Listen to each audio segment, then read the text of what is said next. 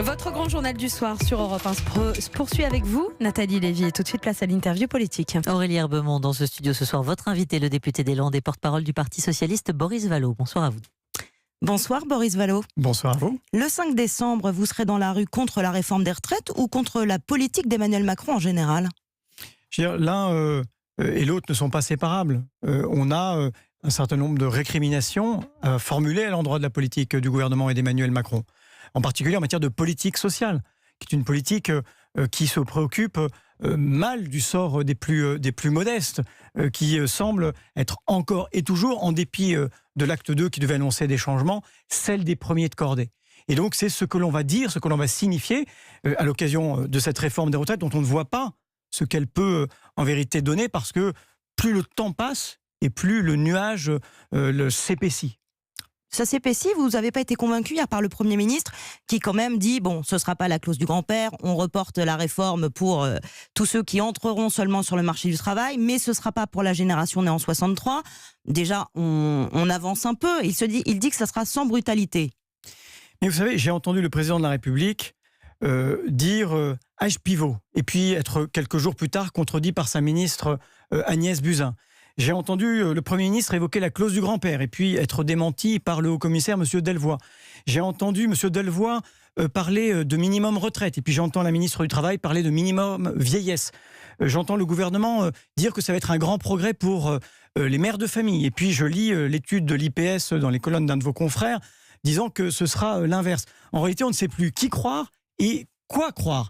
Donc moi, je crois que le moment où la brume sera levée, c'est quand on aura la réalité de ce que veut faire le gouvernement sur la table. Je crains que nous ne soyons pas les seuls à ne pas savoir ce que veut faire le gouvernement, mais que le gouvernement lui-même ne le sache pas très bien. En attendant, il faut se mobiliser, selon vous. Pour le Parti socialiste, le régime de retraite, il ne faut pas y toucher? D'abord, je crois que sur le sujet des retraites, comme sur beaucoup d'autres sujets, il y a besoin d'honnêteté, de clarté, de vérité. C'est la condition de la confiance. Et s'agissant des retraites, quand le gouvernement dit « nous sommes au bord du précipice, nous sommes dans une opération de sauvetage », il faut dire que c'est faux. Le Conseil d'orientation des retraites dit qu'il y aura entre 7 et 17 milliards, je crois, de manque pour le régime des retraites d'ici 2025. Alors, précisément, je l'ai lu en détail. Et vous savez que le Conseil d'orientation des retraites ne fait pas de prévision. Il construit des scénarios sur la base d'hypothèses qui lui sont, en l'occurrence, données par le gouvernement. De quoi est constitué ce déficit? De la non-compensation des baisses d'exonération de cotisations sociales décidées par le gouvernement, de l'argent qui va manquer aux retraites. De la réforme de l'assurance chômage décidée par le gouvernement qui va faire qu'il y aura moins de versements de l'UNEDIC à l'assurance vieillesse et moins de versements de la CNAF, de la Caisse nationale d'assurance familiale. Ça pretient aussi du maintien, du gel, du point d'indice pour les fonctionnaires qui rétractent la masse salariale, donc le niveau des contributions de la fonction publique. Ça tient aussi à la réduction du nombre des fonctionnaires. Alors, le gouvernement ne peut pas créer un déficit et puis lever les bras en hurlant en disant il y a un trou. Et puis, il faut considérer les choses sur la longue durée. Ce que dit le corps, c'est qu'il n'y a pas de dérapage des retraites. Pas de dérapage des retraites. Ce n'est pas un problème de dépenses qui est stable. C'est un peu moins de 14% de la part de la richesse nationale, du PIB, qui est maintenu dans la durée, mais bien au-delà de 2025. On a un fonds de réserve des retraites qui a été constitué dès 2002 par Lionel Jospin. Il y a également des réserves, des régimes complémentaires. En tout, ça fait 150 millions d'euros. Vous avez le trou de la Sécu, le fameux trou de la Sécu, qui va finir d'être remboursé fin 2024. Ça va donner des marges de manœuvre pour la dépendance, pour l'hôpital, par exemple, nous l'avons proposé, et puis pour les retraites. Est-ce à dire que le système est parfaitement juste? Voilà, vous considérez qu'il faut conserver les régimes spéciaux? Eh bien, les régimes spéciaux, c'est un hochet que le gouvernement agite pour ne pas se préoccuper de vrais sujets et que je veux évoquer. Premier sujet, celui de la pénibilité. Le Premier ministre en a parlé hier. Oui, mais c'est le même Premier ministre qui a enterré le compte personnel de prévention de la pénibilité il y a 2 ans. Donc qu'il ne se fasse pas l'apôtre de la prise en compte de la pénibilité alors qu'il a enterré ce sujet il y a déjà 2 ans. Pourquoi je dis que c'est important? Parce qu'il y a 6 ans de différence d'espérance de vie entre un cadre et un ouvrier. Il y a 13 ans de différence d'espérance de vie entre les 5% de Français les plus pauvres et les 5% de Français les plus riches.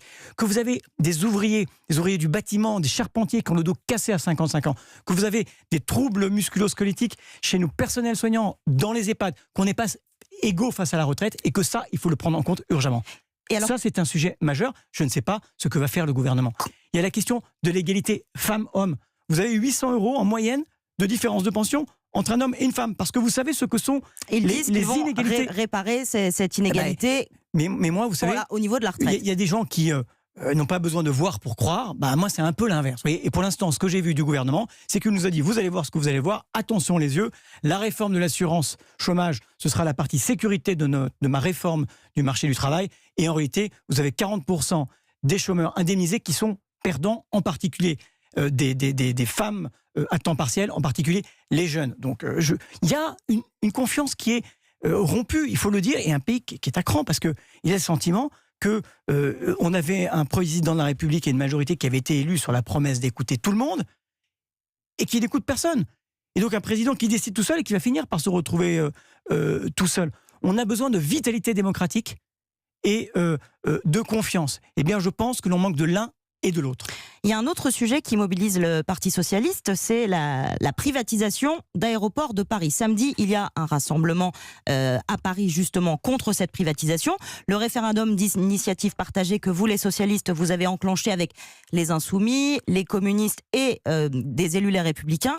On est au dernier pointage à 969 000 signatures. C'est fichu, vous ne pourrez jamais déclencher ce référendum. Il en faut 4 700 000. Mais 4 700 000 d'ici mars.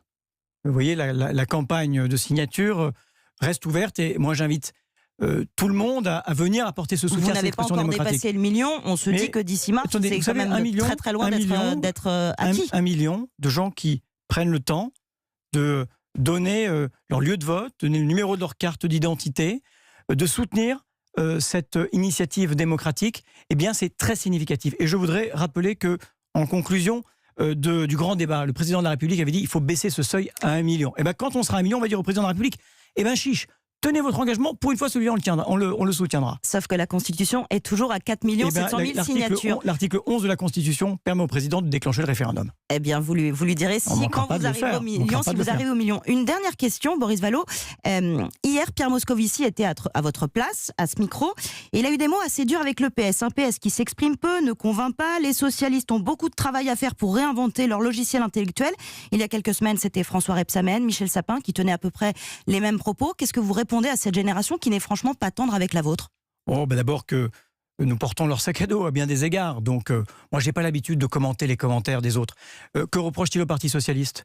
D'avoir travaillé sur la taxation des multinationales pour instaurer de la justice.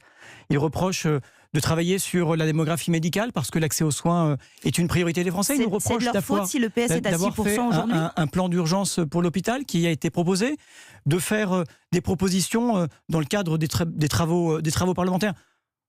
Vous savez, je ne commande pas et je laisse chacun à ses appréciations qui, moi, ne m'émeuvent pas et surtout ne me découragent pas. Eh bien, merci Boris Vallaud d'avoir été mon invité.